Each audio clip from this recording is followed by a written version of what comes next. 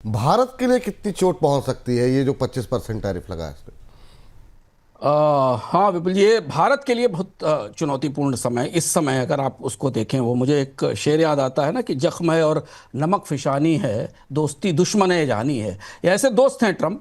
इन्होंने तीन चार बड़े काम किए इस टैरिफ को, और अगर आप स्लाइस डाइस करें तो आपको पूरा डिज़ाइन दिखता। पहली चीज़ तो ये कि भारत के जितने प्रतिस्पर्धी देश हैं जिस भी सामान में अमेरिकी बाजार में, चाहे भारत के इलेक्ट्रॉनिक्स हों, चाहे भारत के गारमेंट्स हों, या भारत से जाने वाला एग्रीकल्चर प्रोडक्ट हो, उन सब में भारत के प्रतिस्पर्धियों के टैरिफ भारत से कम है। यानी वो सब, बांग्लादेश का कपड़ा, श्रीलंका की चाय, थाईलैंड के इलेक्ट्रॉनिक्स, वियतनाम और ताइवान के इलेक्ट्रॉनिक्स, ये सब भारत से सस्ते अमेरिका के बाजार में जाएंगे। तो जितने देश देखें आप, पाकिस्तान, बांग्लादेश, श्रीलंका, वियतनाम, बांग्लादेश से चावल के मामले में भारत का प्रतिस्पर्धी है पाकिस्तान को, ये सारे देशों का तो भारतीय निर्यात बड़े पैमाने पर गैर प्रतिस्पर्धात्मक हो गए हैं इस टैरिफ की सूची को देखकर।